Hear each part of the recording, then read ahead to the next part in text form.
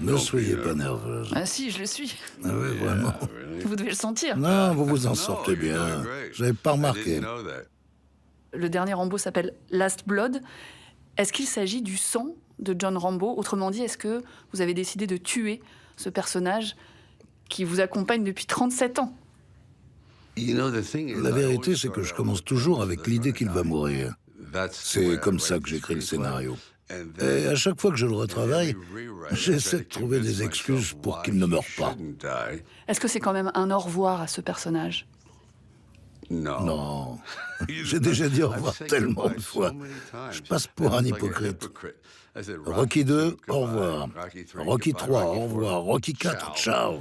Non, c'est comme en amour. Je ne veux plus jamais te revoir. Et la personne rappelle est là. Et je t'aime.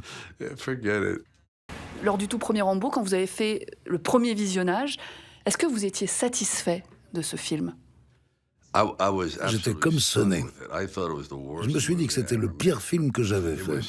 C'était tellement mauvais que je suis allé voir mon agent. C'était un homme très influent à l'époque, pour lui demander est-ce qu'on peut racheter le film pour le brûler. Un personnage qui déclare la guerre dans son propre pays. Déjà, c'est moyen. Aux États-Unis, les mentalités n'étaient pas prêtes pour ce type de film. D'ailleurs, j'étais le 11e choix pour jouer le rôle. Les autres acteurs refusaient parce que c'était trop polémique. J'aurais jamais imaginé que ça puisse marcher. Je pensais que c'était nul. Ça durait 3 heures. J'ai demandé est-ce qu'on peut faire un peu de montage. On l'a ramené à 1h30. On a coupé tous mes dialogues. Ça a rendu Rambo très mystérieux, comme un enfant. Tout le monde parle de lui, mais lui ne dit rien. Jusqu'à la dernière scène où il pète les plombs. On découvre son syndrome post-traumatique. Et là, c'était un tout autre film. C'est comme ça qu'on fait un bon film d'action? C'est justement en coupant vos répliques? Ouais. C'est ce qui fait qu'un film d'action est réussi ou raté. Si tu es trop bavard, si tu parles trop, le public se dit « Rambo devrait la fermer ». Moins Rambo parle, plus il est dangereux. Dans les années 80, il y a eu une Rambomania avec toutes sortes de produits dérivés, des figurines, des jeux vidéo, des déguisements. Est-ce qu'à ce moment-là, vous vous êtes senti comme submergé? Oui, surtout politiquement. J'avais créé une créature politique, alors que moi, je ne suis pas du tout impliqué politiquement. À l'époque, j'avais 31 ans. Et je n'avais même jamais voté. J'étais un athée politique. La seule chose qui m'intéressait, c'était de faire des films.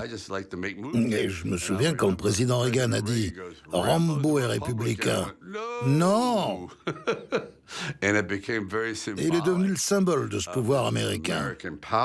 C'était comme une créature qui vous échappait? Tout à fait. Au-delà de la récupération politique, vous avez souffert du fait qu'on confondait le personnage de Rambo avec celui que vous étiez? Pas souffert, mais je savais que j'étais stigmatisé. Les gens s'imaginaient que j'avais la même philosophie que celle de Rambo. Je suis plus proche de Rocky que de Rambo. C'est-à-dire? Parce que je regarde la vie avec plus d'humour. Rambo est un pessimiste. Rambo est comme un homme avant qu'il ait bu son café le matin.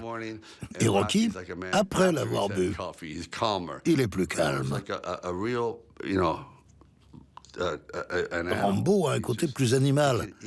Il n'arrive pas à trouver la paix. Sa vie a été détruite. C'est un paria. Il est comme James Dean dans À l'Est d'Éden. Il se sent rejeté par son père, qui est son pays.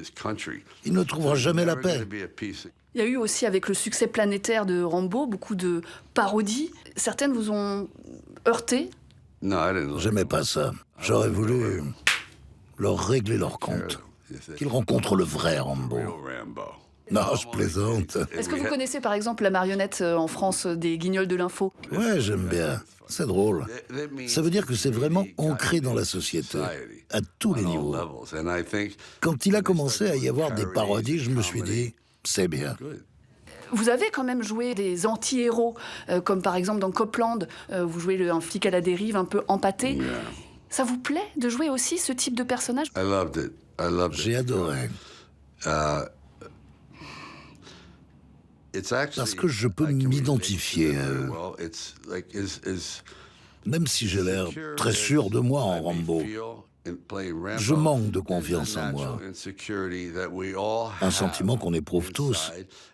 Et là, j'exprimais ce qui était caché sous les muscles. Ce personnage qui est toujours en moi. Je voulais aussi à l'époque prouver quelque chose. On disait, les acteurs de films d'action ne savent pas jouer ce qu'ils font, n'importe qui pourrait le faire. Vraiment, je vais vous montrer que je sais aussi jouer dans des films dramatiques. C'était un défi. Vous êtes à la fois acteur, réalisateur, scénariste. Il y a un rôle que vous préférez? Jouer, c'est le plus facile, de loin. Écrire, c'est de la torture. Pourquoi? Parce que c'est tellement précis. Et puis, il faut écrire pour les autres. Moi, je suis un homme, sexe masculin, et j'écris pour Adriane. Donc, je dois écrire pour une femme. C'est un gros défi, très frustrant. Je peux rester enfermé dans une pièce pendant 8 heures à écrire. Et quand j'en sors, je ressemble à mon grand-père.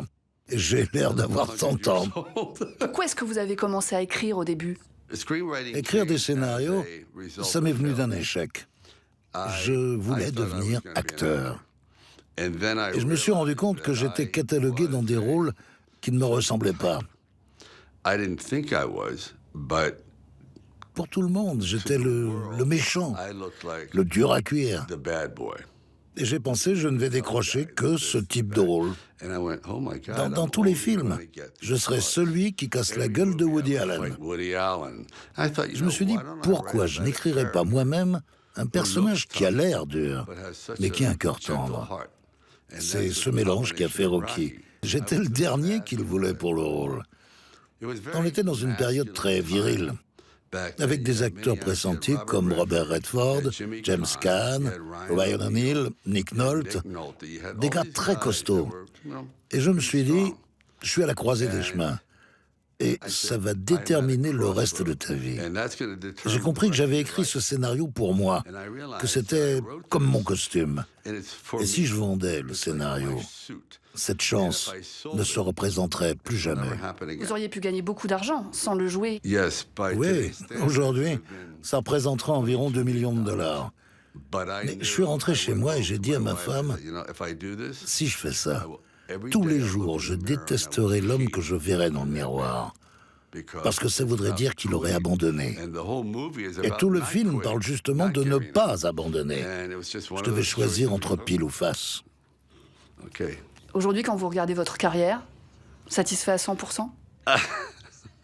Non, j'éliminerai les comédies. Pourquoi? Je vais vous dire pourquoi. Comme j'avais joué Rocky, ils voulaient que je ne sois pas trop sarcastique. On me disait, sois vulnérable. Mais c'est pas possible. Une vraie comédie, c'est méchant, grinçant.